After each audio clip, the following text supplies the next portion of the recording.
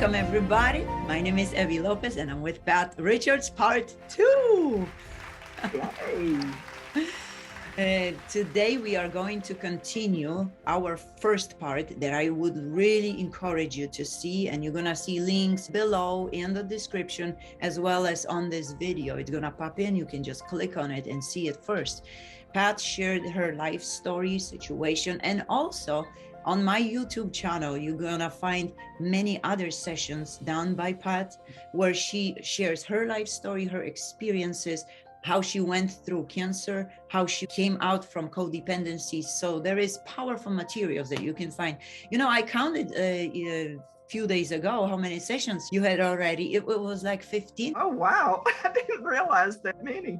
Yes, so that's amazing. So guys, really, if you want to dig in and get to know, especially women, that maybe you are going through a like situation Pat is going, or maybe you struggle with any kind of pain, either in marriage, either as just a single woman, maybe single mom, maybe you struggle with any kind of sickness, please check all her materials.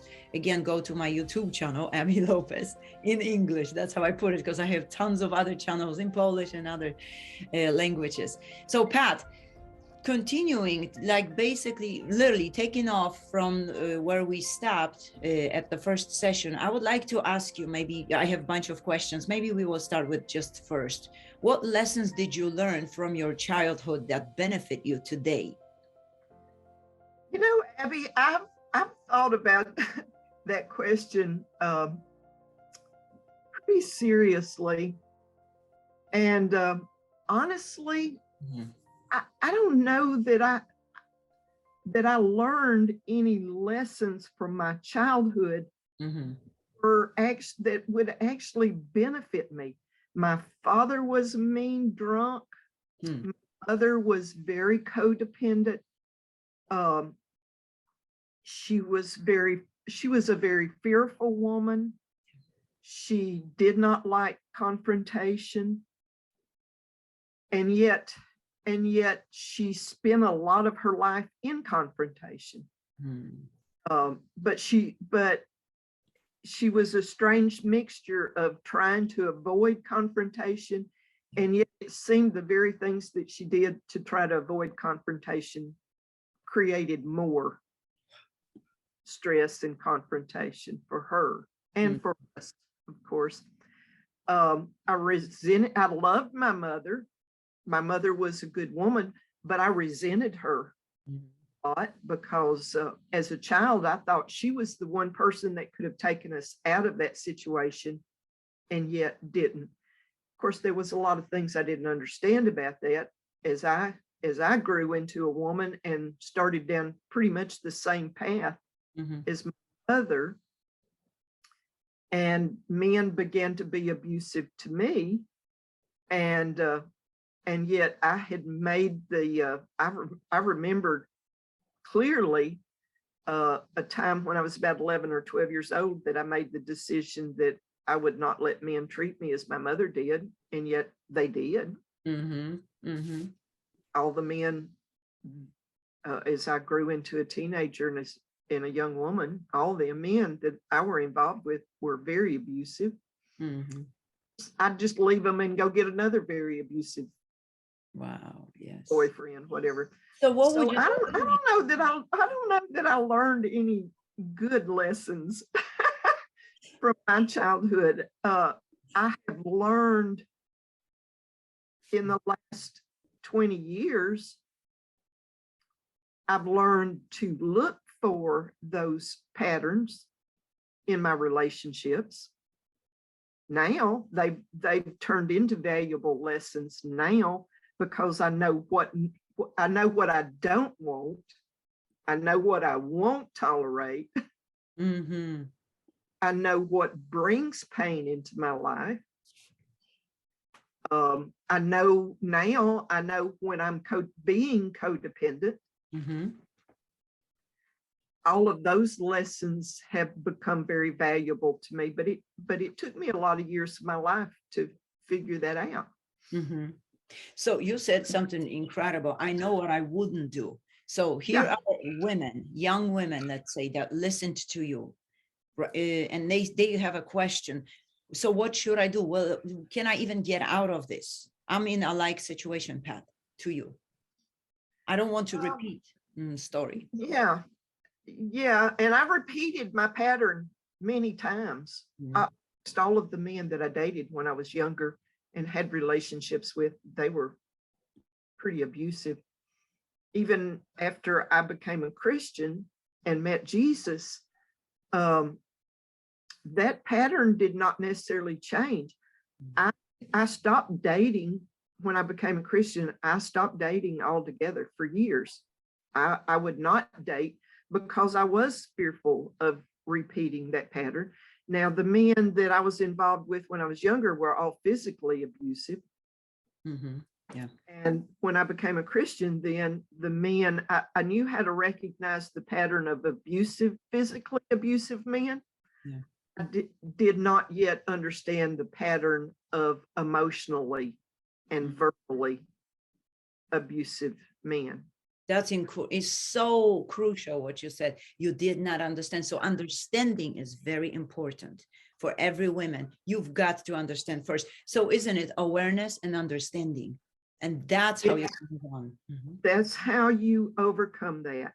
Yeah. You recognize the patterns in yourself first. And we all have patterns. Yeah. Every single one of us have patterns. We have patterns in our relationships. Yeah. We have patterns in our dealing with children. My mother taught me to be a very terrific codependent woman. Not only watching her lifestyle, but my mother, I can remember as a very young girl, my mother sitting me down and talking to me as if I was the other adult in the house. And she had expectations of me as another adult in my life. And rather than that, producing a responsible woman, it just produced a very resentful woman. I didn't want to be an adult. It to me like adults had a lot of fun. And and I really resented, I felt like I grew up feeling as if God made a mistake by creating me as a woman. Now, don't misunderstand me. I did not have gay tendencies, but I resented being a woman because I saw women as being less than. And I saw women as not being able to do the things that men did. They didn't make a lot of money. They didn't have terrific jobs. They were always on the short end of the stick. And I was really mad at God for creating me as a woman. That was kind of my thoughts about God. God, you've made a serious mistake. I should not have been born a woman. And like I said, looking back, I don't think I had any gay tendencies. I just resented who I was. And I had to love myself first. As a woman, I had to love the character traits that I had as a woman. I had to love my shortcomings, as a woman. But I also had to start appreciating my strengths as a woman. And women have a lot of strengths. I have a lot of strengths. And I am a pretty strong person.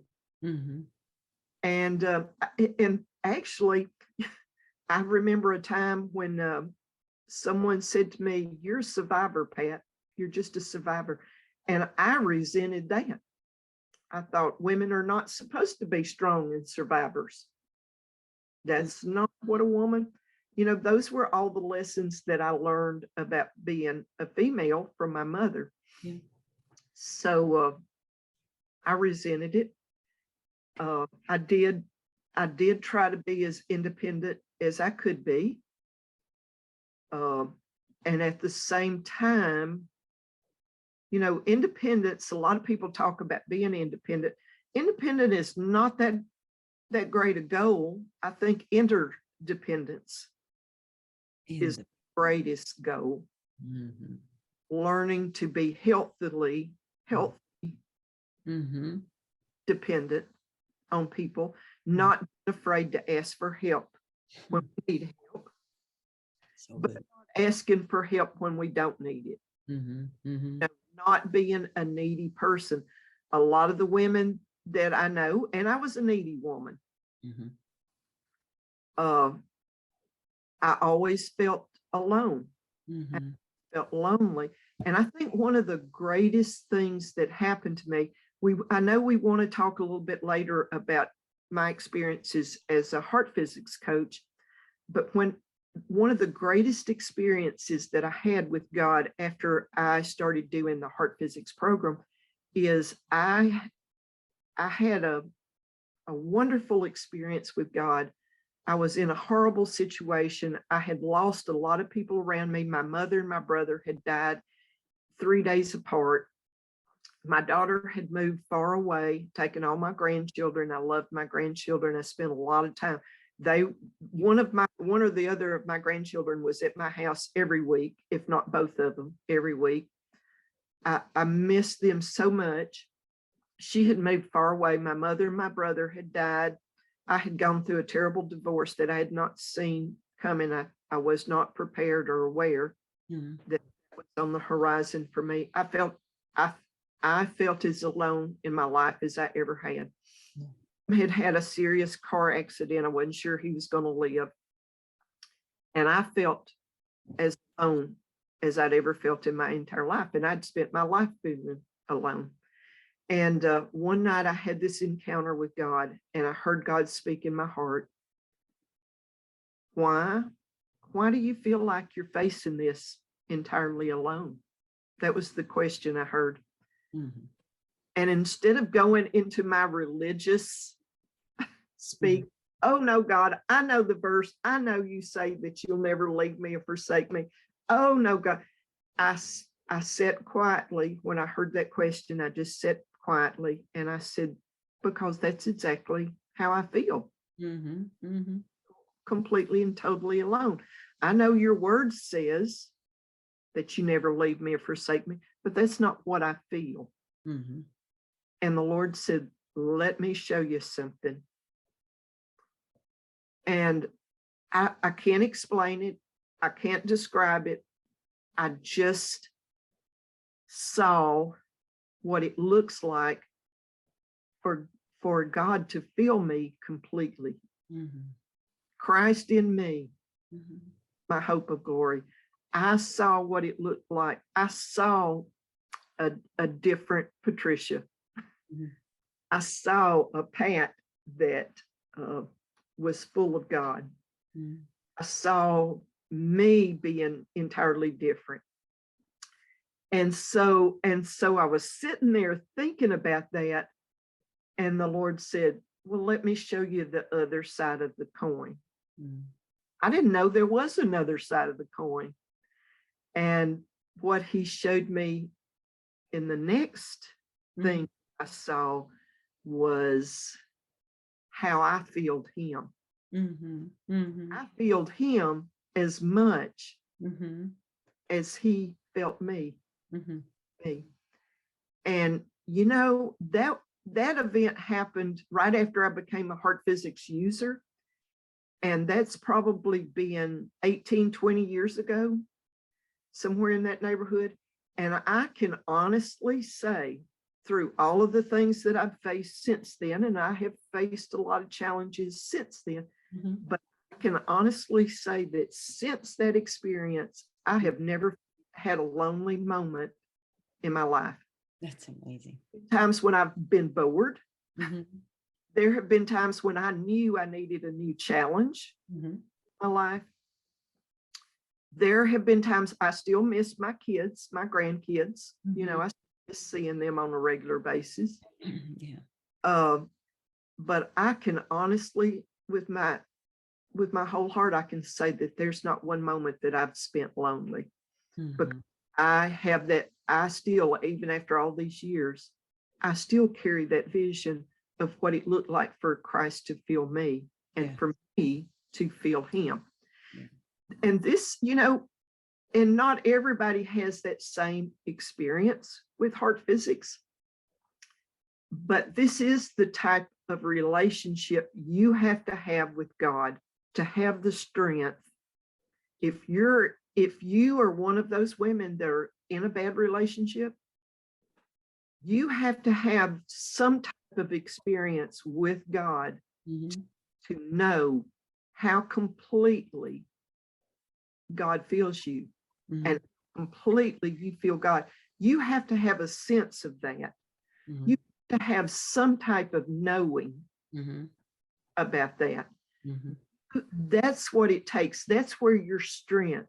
If you're in a very abusive relationship, you have to have some strength to be able to walk away from that and walk away safely.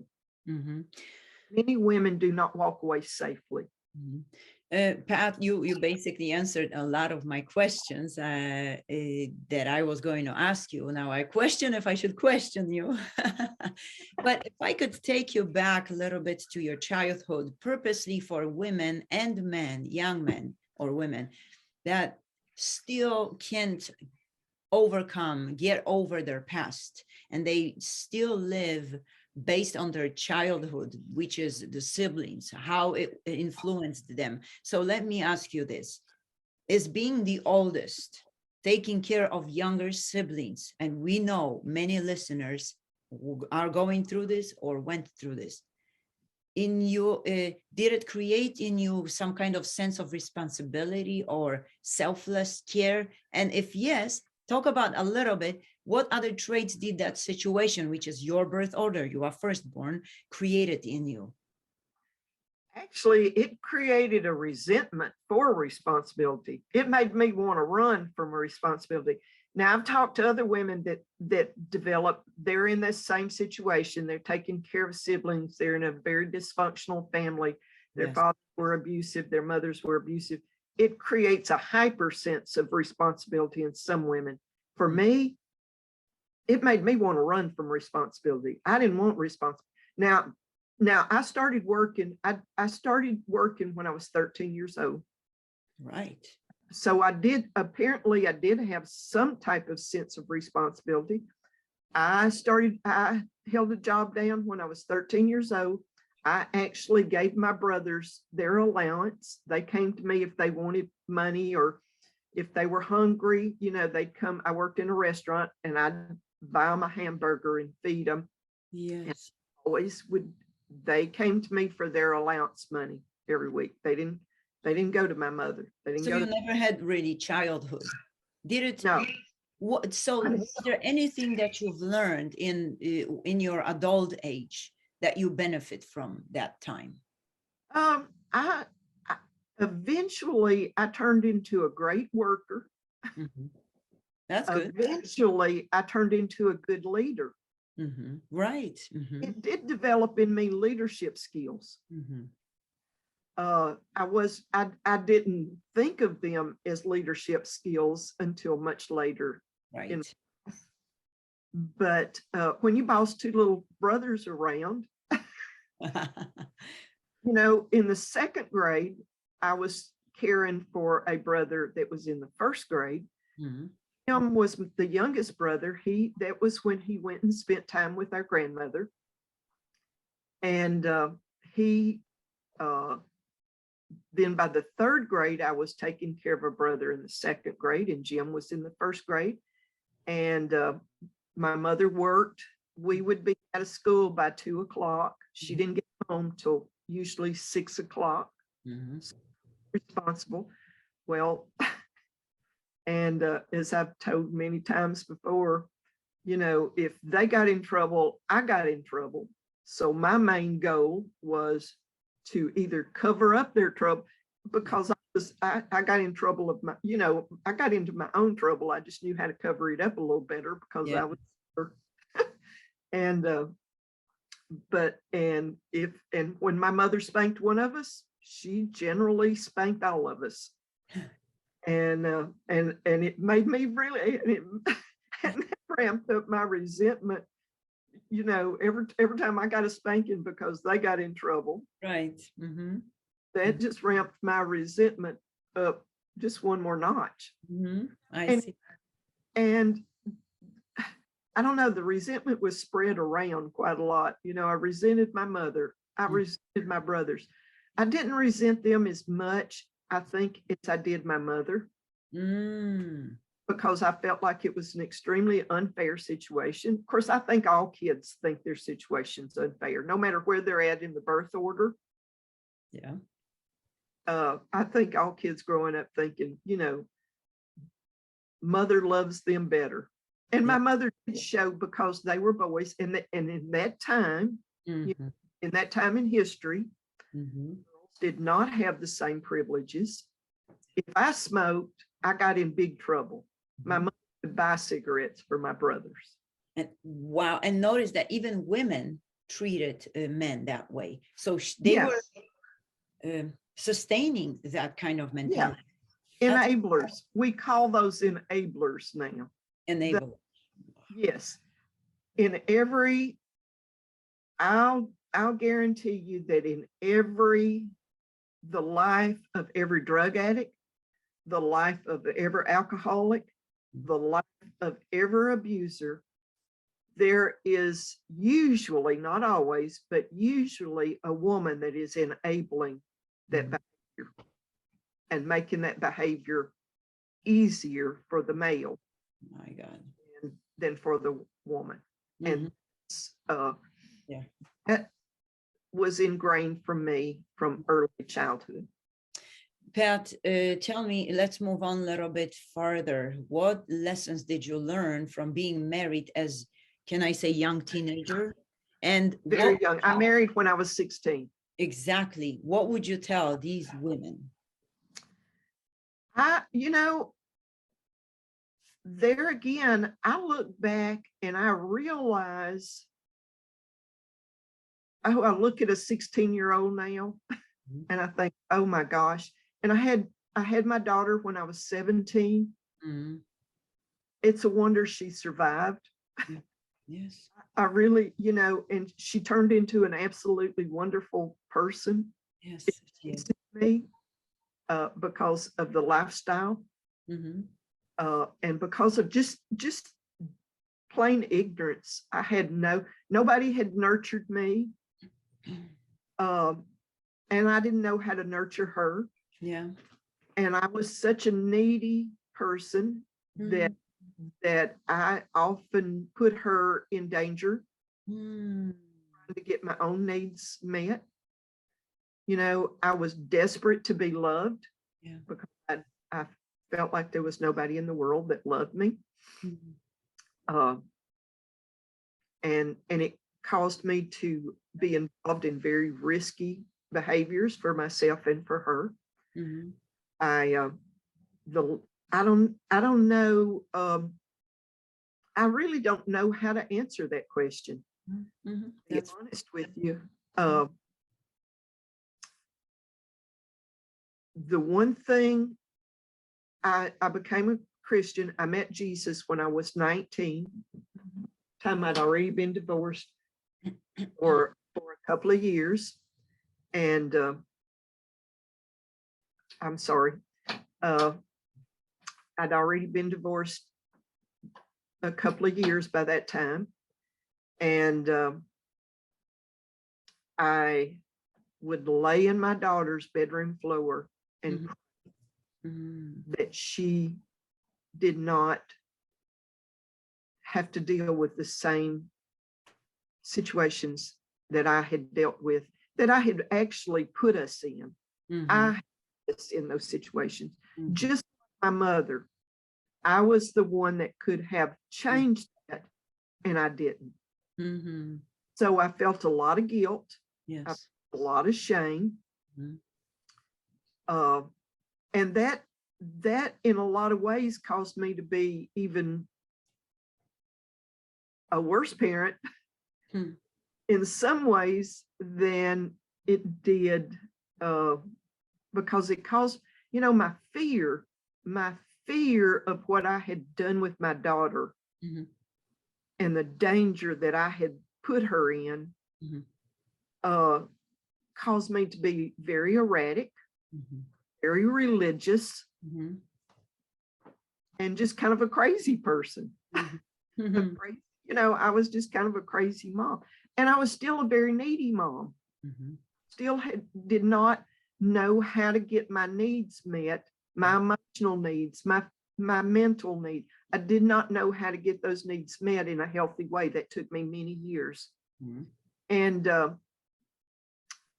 what I think one of the things there was some things that happened. I began to read my Bible right away. Actually, before I got saved, I had already started reading my Bible because there was a religion. I rented a home from some people that was in a very, I won't mention the name, but it was very religious, and they tried their best to Mm-hmm.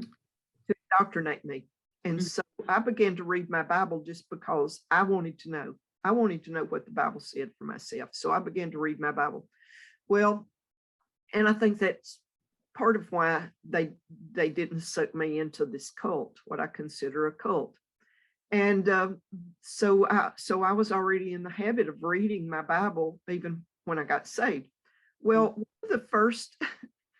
of the first verses that I found that affected me was a story about Dorcas. I don't know how many people know that story or are familiar with that story. Dorcas died. Yeah. In her funeral procession, there were people that would walk behind her and hold the beautiful garments up that she made for everybody. And I believe it was Jesus. I'm not sure. I need to go back and reconnect with that story because it's been a long time since I've even thought about it or told the story.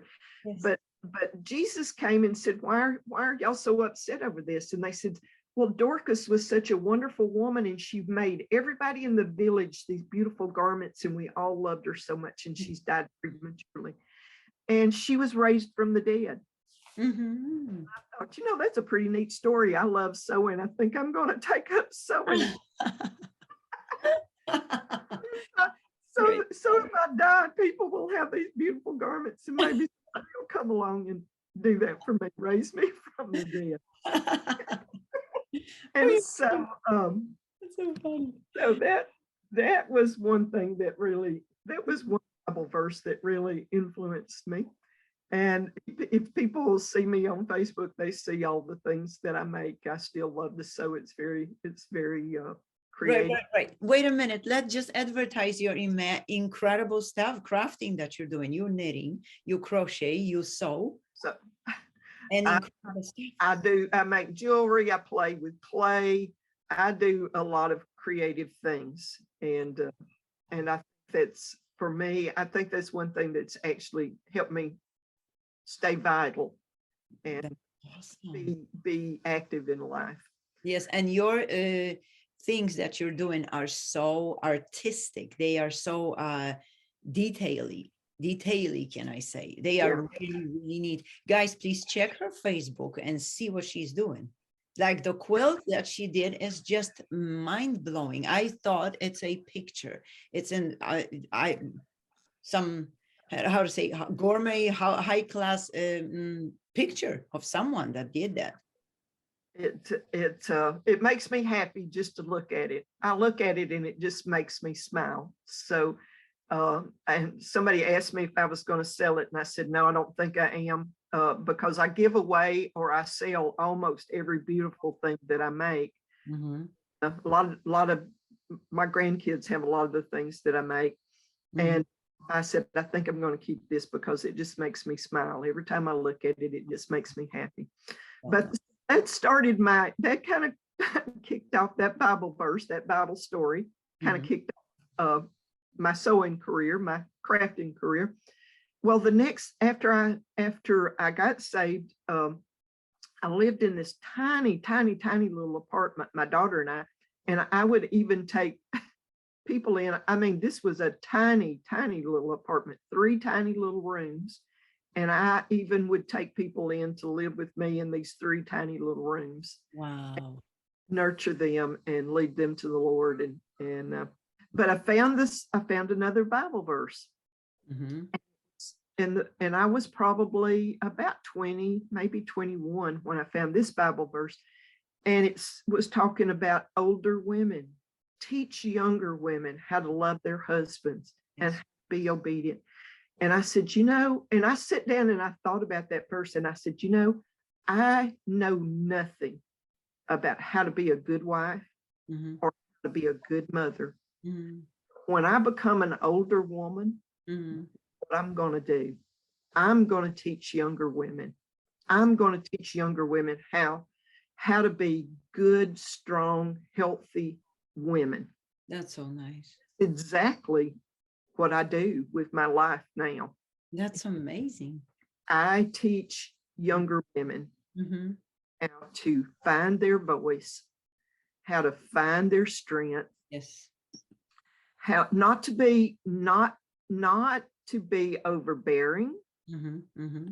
not to be as Jim would say, a bossy old woman, which sometimes he still calls me that. How, okay, I better don't say that. Yeah, we still have discussions about that. I know. But not to be an overbearing woman, but to know who you are, to know your strength, to know your ability, to know that no matter what kind of situation you find yourself in, Yes. God's there.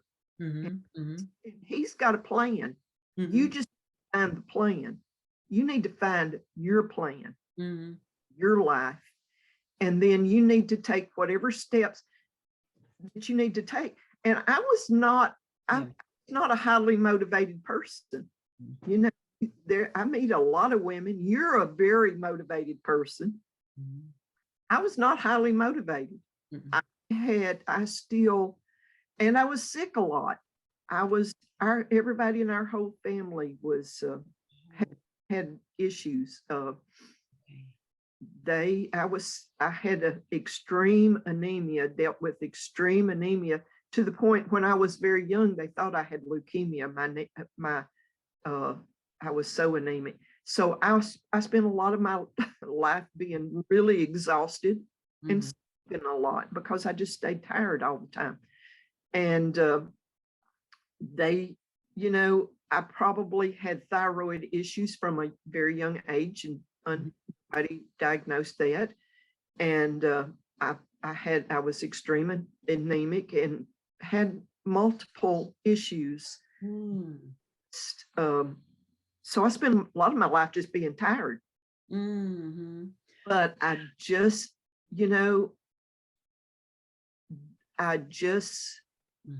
used to give up, basically. I think it was my stubbornness. That's amazing. Pat, I have another big question, and it comes from single men and single women after divorce. Tell us, how did your divorce affect you and your self-esteem? Oh, it crushed me. And it made me even more angry about being a woman. And it made me even more resentful toward me. My husband was very abusive. And then he abandoned me and Sharon. I didn't even have a job when he walked out. I had no money, have a job. But I don't know. I always had favor with people. It's looking back on my life, people saw things in me that I did not see in myself. There was always somebody around me that encouraged me. Always somebody around me that would help me. I had a lot of people that gave me a lot of help with my daughter, or she would have never made it. I don't know how she made it as it was, but there was always somebody around us that would help me with my daughter. There was always somebody around me that would encourage me. There was always people around me that saw more in me than I ever saw in myself. So here's a question. What did you believe them? Because No, oftentimes, right, there it is. no, We hear good words and we just don't receive them. We have that right. wall. What could you tell those people that have that wall? How can they break it down, overcome? You know, honestly, Mhm. that wall in me was not broken until I started doing heart physics. Wow, look at this. That took you so long. Yes, if if I had known the principles, now Mm. not the program taught me the principles. Uh, the program heart physics is what actually got me in the place to where I had the knowing of God feeling me and me feeling God. I'd been a Christian for 30 years when that happened. Mm. Um, I did not know and I didn't know, I just did not believe that I could be an overcomer. Mhm. I knew God said I could be. Yes. I knew God made all of these promises Mhm. that were mine. Mhm. I read my Bible. I knew what the Bible said. It's just that I did not believe that I could be that person. Wow. And it was and that's what kept my life in chaos for Mhm. years, was because, and then I got into the mode of, I know what God's promises are, so they must be up to me to make them happen. And they've got to happen the way I think they should happen. Mhm. Mhm. Mhm. I now know that's called, we call that controlling the process. Mhm. I have God's promises that I should be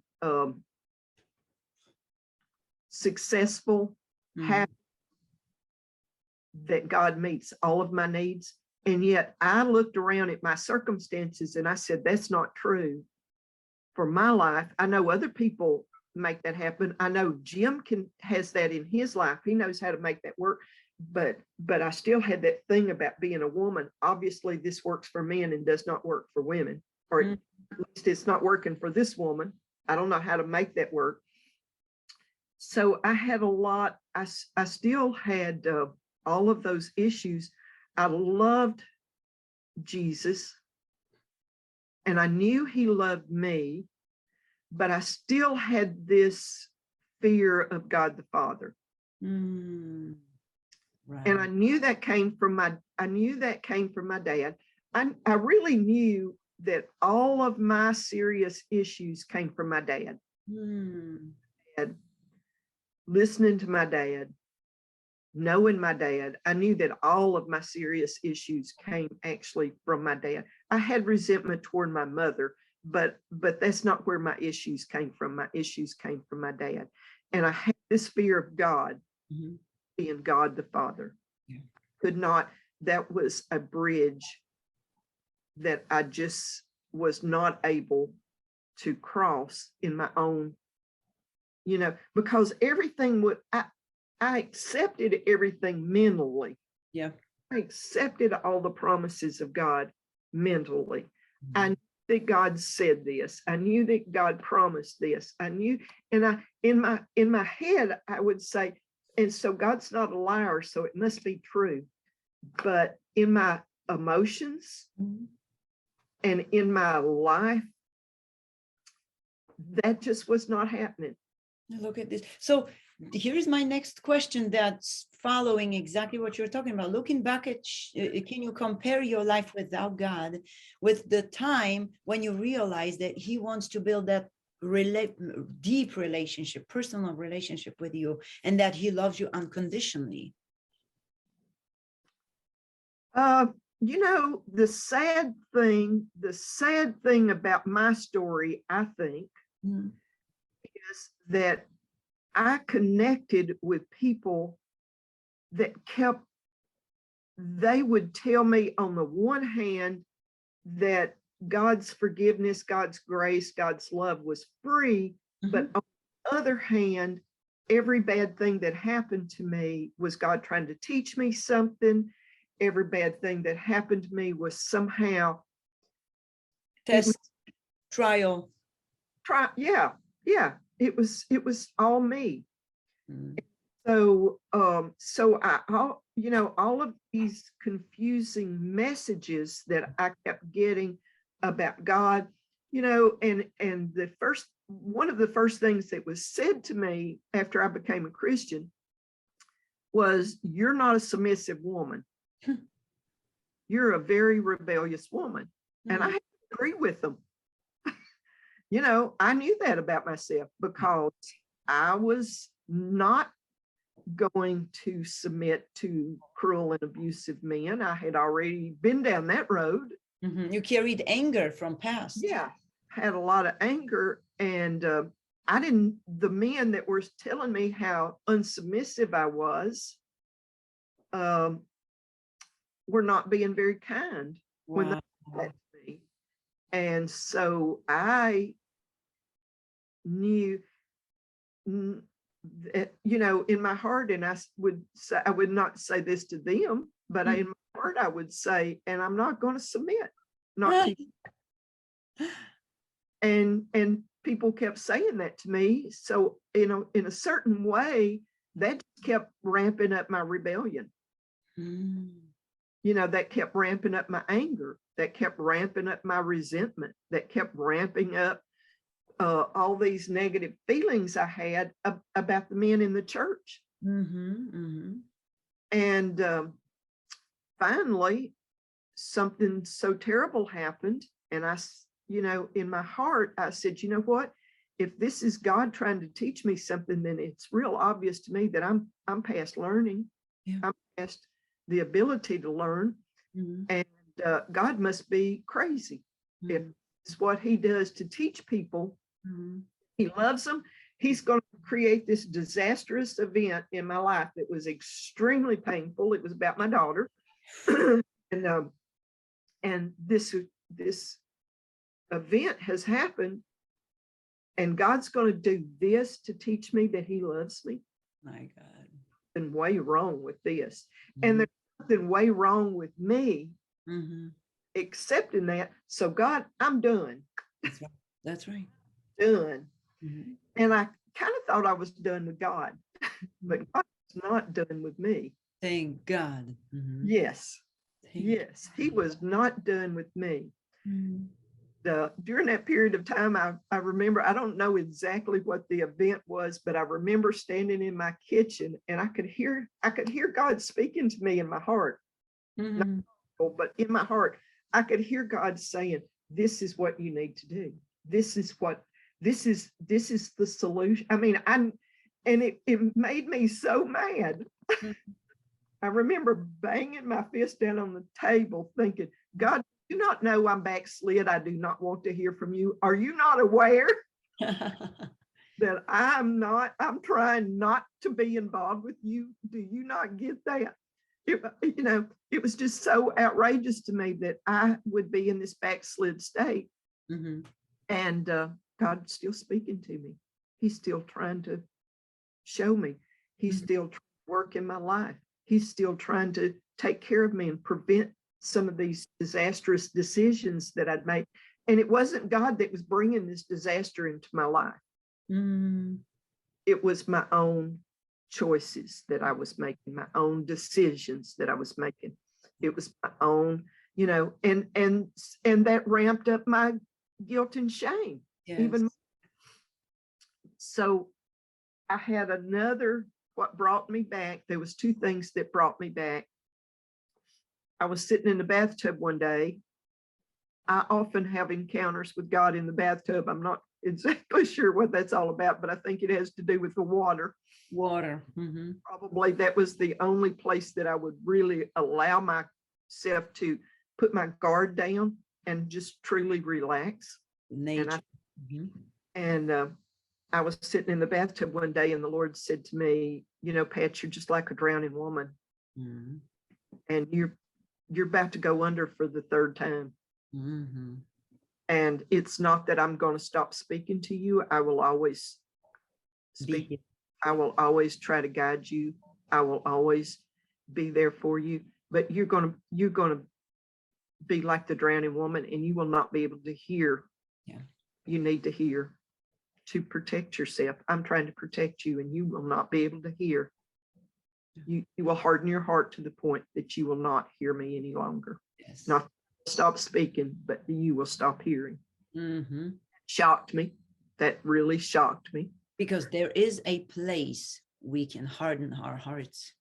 To the point to where God never stops trying to draw us. I believe that, looking back on my own experience, Mm-hmm. God never stops trying to draw us. Mm-hmm. But we harden our heart to the point to where we no longer hear that. And even if we do hear that, as like my angry response, Mm-hmm.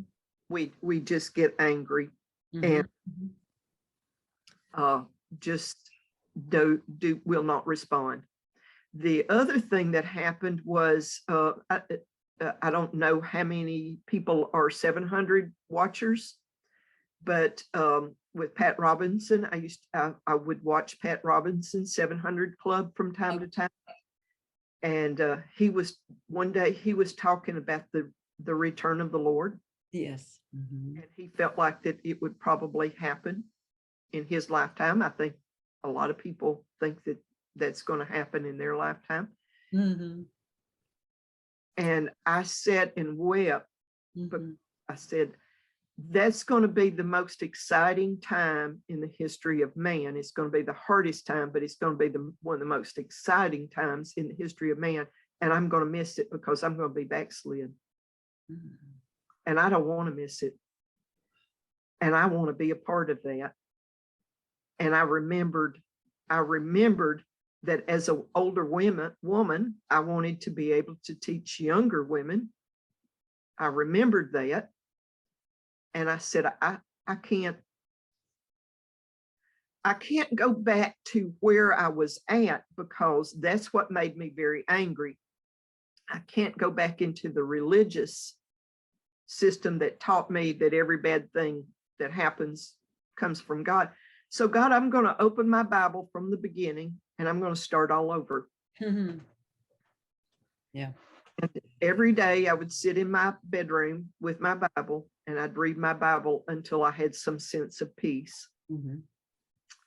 And my life started again. Mm-hmm. God started again. Yeah. And it wasn't that I stopped making mistakes, but through that experience, I learned to listen a little better. Mm-hmm. I learned to trust God a little more every day. I just learned to trust him a little more. I began to see things happening in my life. I began to see my life coming back together slowly. Mm-hmm. I began to know who I was as a woman, and I began to appreciate the strengths that I had as a woman. I quit holding on to the past so much. Mm-hmm. It was a gradual thing. It was a very gradual thing. Miracles happened. Things happened suddenly, but my life changed slowly as I made different choices and different, took life in different directions. Mm-hmm. Stopped being quite so needy. Mm-hmm. I stopped looking for other people to meet my needs and started trying to discover how to meet my own needs in a godly, healthy way. Mm-hmm. It was a very slow progression.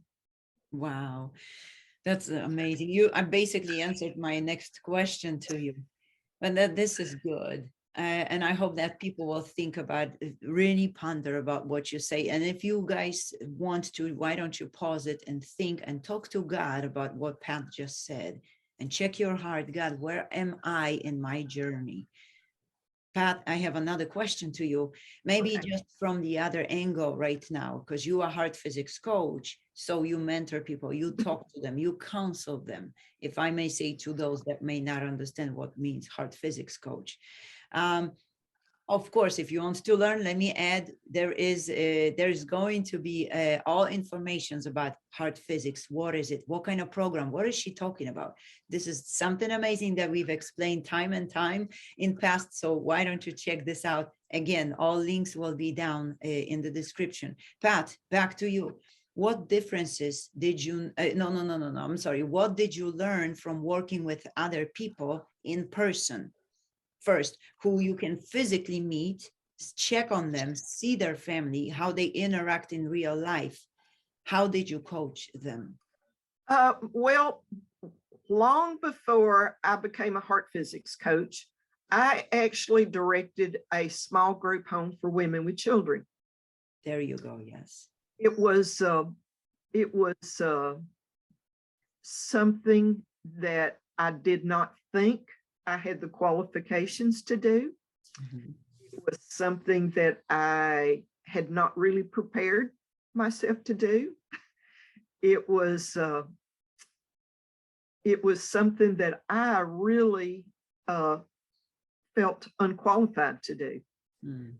And I was talking to another pastor friend of mine one day, and I was really struggling with taking this situation as director of this group home. I was really struggling with it. Mm-hmm. He said to me, Pat, Mm-hmm. if there was anything else you ever wanted to do with your life, go do it. You do not want to, if this is not who you are, who you want to be, Yeah.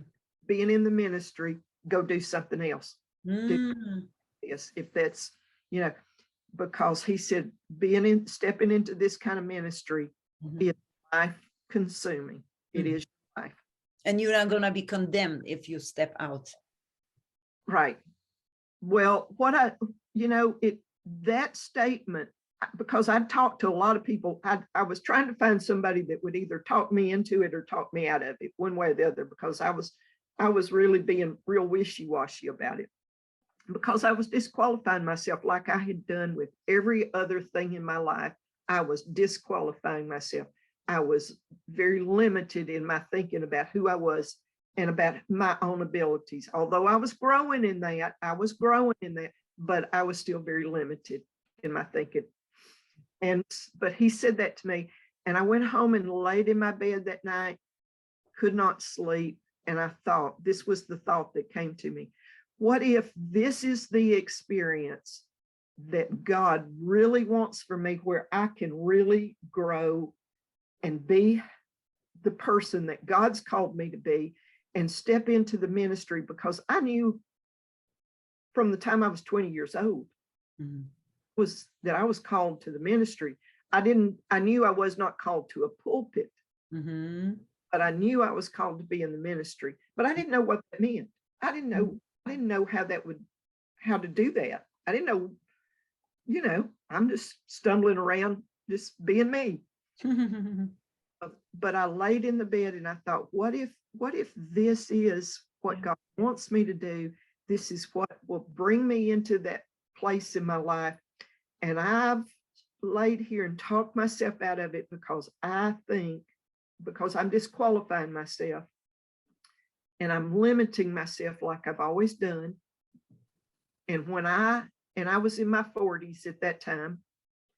And when I get to be 60 or 70 or 80, and I'm in that range, I'm not going to tell, I'm in that range, whichever.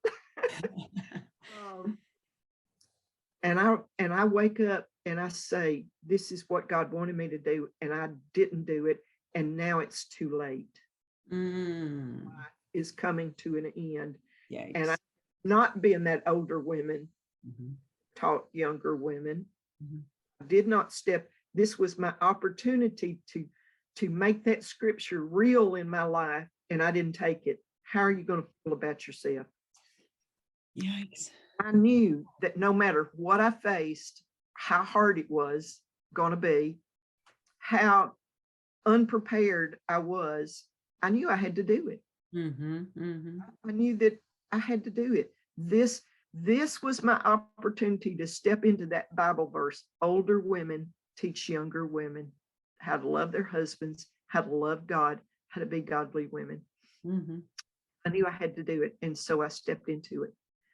And that, oh my gosh, that situation expanded me so much. Oh my gosh, I can't tell you how many lessons, very hard learned, but learned nevertheless.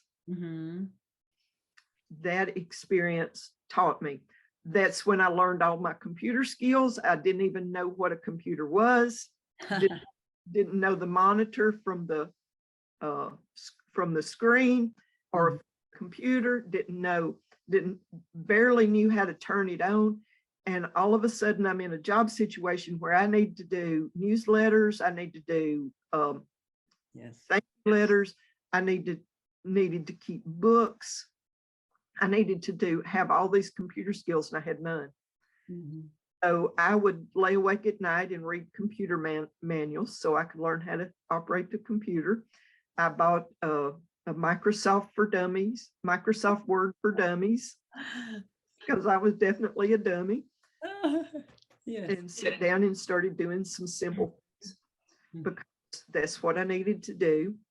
And I learned, I found books on creating boundaries for women, Mhm. taught classes on how to create boundaries.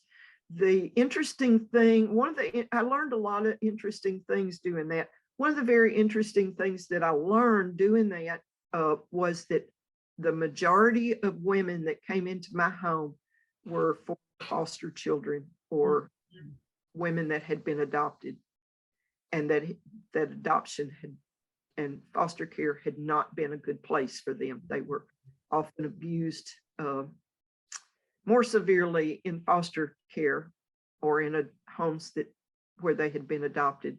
That situation was often as bad as their family of origin. And most of these girls had no support. They had no family. They had no support. Many of them had been in the sex trade to just stay alive, Mm-hmm. just to have food, just to have a place to sleep. Mm-hmm. Many of them were con artists and extreme manipulators. Mm-hmm. Wow. All of them were codependent and enablers. Yes. All of them. So that's where I really learned about codependency. And that's where I began to heal from my own codependency. Wow. From my own enabling nature, was working with those women. Wow. That situation lasted about 7 or 8 years. And then, and I want to tell you that situation cost me a lot. I heard Jim talking in one of the Saturday sessions about what being a disciple means. And to be a disciple of God, it's going to cost you. To do that ministry, I had to do that ministry. I taught myself how to have computer skills. I taught myself a lot. But I also, during that time, I also worked 2 and 3 other jobs. Wow. Just able to afford to be in the ministry. Wow. Because the ministry was so, by the time I stepped into that situation, the ministry was unable to even pay its own bills, yes, let alone pay me a salary. Mm-hmm. So I actually, in the first year of doing that ministry, not only did I not draw a salary, but I actually paid a lot of the bills out of my own pocket to keep that situation going. And it cost me a lot. Wow. It cost me a lot of financially. Although looking back on it, I was, doing all the stuff that I did. I never lacked for anything. That's Never lacked for anything. I was able to do what I did. Took a lot, but I did it. But then you became a heart physics coach online. So can you talk about those experiences? What were the pros and cons? Because that opened another possibilities. That was a whole different situation. By that time, I was actually working for Jim at Impact Ministries. I had gone back to work for him in the shipping department. Oh, okay. I knew that was a good position for me at the time. It was where I needed to be. I knew that. Mm-hmm. also knew that I'm too much of a people person, working with packaging, and I could do it and did a good job. But that was not where I needed to be and not where I needed to be. And one day, Jim, by that time, I had been using heart physics for 6, 7, 8 years. Really impacted my life, and had pretty much incorporated the principles that I'd learned from that program into my own life. And every time I heard Jim suggest a book, I read it, I got it and read it. And every time he released a new heart physics program, I got it and went through it. It was still very difficult. Heart physics was very difficult for me. I had a lot of resistance, a lot of things. And I said, the biggest resistance that I have that nobody else has is that was my baby brother talking to me in my ears. And that was not helpful. It was not. Brother was not helpful, but the Lord really brought me through that. But when Jim came to me one day and said, I'm getting all these emails and phone calls, people not understanding heart physics, not understanding how heart physics works, not understanding the principles. Would you mind taking a few phone calls? Got slack time, and I had a lot of slack time. Do you mind taking a few phone calls and answering some emails? And I said, sure. Not the word coach never entered my mind. Never even occurred to me. And so I started taking phone calls, talking to people about heart physics, and I started answering a few emails. And I knew within a few weeks, this is what I'm supposed to do. Wow. This is what I'm called. This is what God's prepared me for.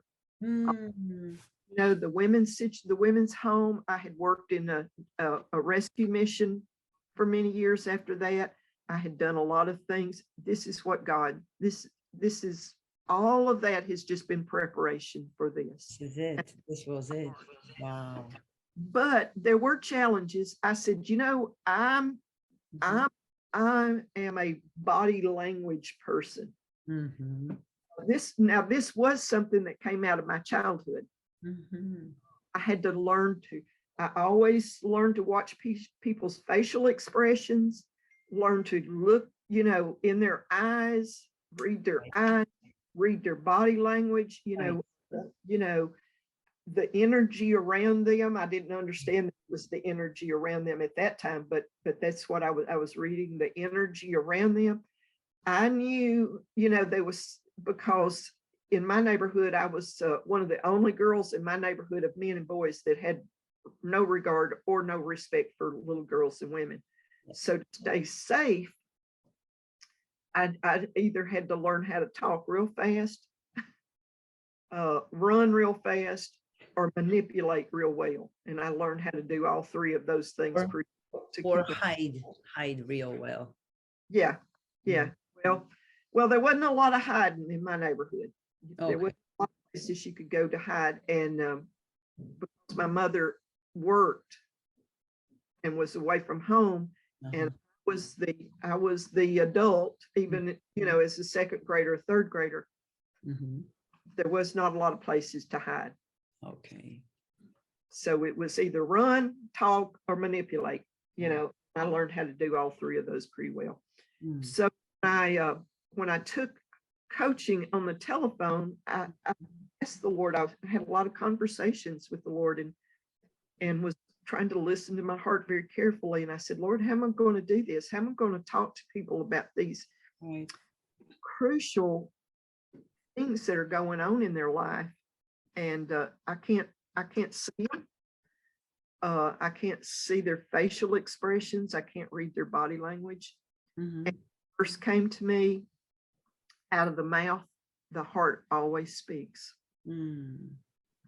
This is your time to learn how to listen, and not listen to words, but I've learned how to listen to the tone of voice. I can tell when a person calls me, if they feel very uncomfortable talking to me about certain issues. Yes. I can read that nervousness in their voice. I listen very carefully, not to just what they say, but how they say it, the emotion they use to say it. Right. So just like a blind person, other senses have to Right. pop, right? Mm-hmm. Right. And so another verse came to me, and it was the verse about how deceitful the heart is. Mm. I said, okay, how does that fit into the heart? Out of the heart, the mouth always speaks. And the Lord said that's because people deny their true feelings. Yeah. Yes. They will not own. They'll get into the religious. Oh no, God, I know that. Oh no, I know that's what your word says, but it's all mental assent. Yeah. It's not heart knowledge. And so you have to teach people about the heart, and you have to teach people how to not rely on the program. And if you listen, if the people that are listening to this video listen to Jim, you've heard Jim say, if you think the book will heal you, don't buy the book. Right. If the preacher will heal you, don't listen to the preacher. It's not the program that heals you. Mm-hmm. It's the program that changes your life. It's incorporating those principles that the heart physics program is teaching you. It's incorporating those principles of getting still, Yeah, getting quiet. mm-hmm. You know, the shame and the guilt that most people feel over the mistakes they've made is like a roaring in their head constantly. You know, the disqualifications. I remember all the conversations, the loud conversations in my head. You can't do this. You know how to do this. You're not that kind of person that can do this. You can't, you know, all this, that is louder Yes. than anything else. And so the heart physics program teaches you how to still those voices. Yes. Quiet that. Yes. And it learns how, it teaches you learn how to rather than listening to your ego saying, oh, well, you don't know enough about this, so it won't work. You don't know, you're you know, it's still that your ego is still trying to tell you That's right. you can do this. And you've got to learn how to shut that off and to listen to your heart, because your heart always knows what the truth is. Yes. Now, your heart, you have beliefs about yourself, just like I did, in your heart. That's where all those feelings come from that say, you can't do this, you're not smart enough, you're not qualified, you're not, you know, I always said I was either too young or too old, pretty, not pretty enough, or too rich, too much money, too educated, too uneducated. You know, there was always a reason that I could do something. Yes. And so you have to learn the differences between that voice and the voice of your heart. You have to be able to distinguish the voice in your head, and the voice in your head will always demand to know the details. The voice of your heart is a feeling. That's that gut feeling. And that gut feeling will either tell you you can't because you've got a belief in your heart about yourself, or that feeling will tell you you're an overcomer because you have truly learned to believe who God says you are. God in you is the hope of glory. Amen. God in you is what makes you an overcomer. God in you will take you to the place you want to be, the place you've always dreamed was possible, the relationship with God that you've always dreamed was possible. And when you have that relationship with God and you know who you are and you're at peace with that, then that relationship carries out throughout all of your other relationships. The relationships you have with men, those chaotic relationships are no more in my life. Those relationships that I had with my children that were so chaotic, and with my grandchildren that were so chaotic, those relationships have come to peace. Those relationships, all those chaotic relationships, because I know who I am now. I listen, I have that feeling that comes from my heart of being an overcomer. no matter what situation I face, I'm an overcomer. And I that, and I know that. And that came from not the program, it came from learning the principles of that program. Wow, mic drop, Pat. Thank you so much. This was the thing that I really intended for this session to be, and I really appreciate it that you just hit it. You took people down deep to their hearts. Thank you. And Abby, I want to thank you so much for doing as much as you do. Oh, thank you. Myself, for Jim, for so many other people. Yeah. Putting the message out there. You have a real heart for your people in Poland. You have a real heart for the people here in the United States that have adopted you. You have a heart for the ministry, and you work hard to make all of us look wonderful. And I appreciate it. I need somebody to help me look wonderful. You are wonderful. You don't need that so much. You're such a loving person, and I thank you so much for all you do. Thank you, honey, so much. You don't need that kind of help from me, from no one. You are who you are, and that's awesome. You know, and it works mutual, as you know. We all support each other. We are doing this. We do.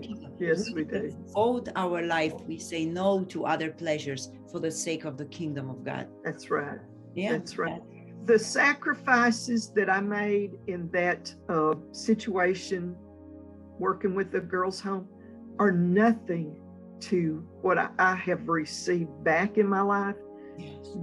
Financially, spiritually, emotionally, physically.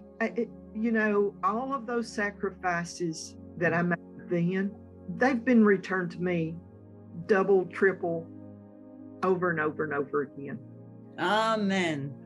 And no sacrifice. Looking back, if I had known all the blessings, I would have sacrificed way more. Yes. And it's worth, guys, it is worth to work for the kingdom of God. It is literally worth to free your heart from all trauma, past wounds, and anything else, because there is so much more for you in store that you don't even imagine, you didn't discover it yet. So that is the testimony, and I hope that you took encouragement. Pat, thank you once again. Big hug for you right now I'm sending from me and from everybody. I know one day we're gonna hug and we're gonna have a huge party. I talk about you all the time, Abby, in my other Zoom meetings, about what a support you were, my health crisis, and how you and I have never laid eyes on each other personally, but we will someday. Amen. We will someday. Thank you guys so much for watching. Pat, you are a treasure. You are so incredible. I don't think you really realize how much you help people. So I just want to say thank you for who you are, how beautiful, wonderful you are, and for every word. And guys, I encourage you, watch this session a few times, because I'm sure that watching one time, we always miss something. And there is so many things that we can write down and apply to our life. It's all about application. Thank you, and shalom. Shalom. Bye-bye.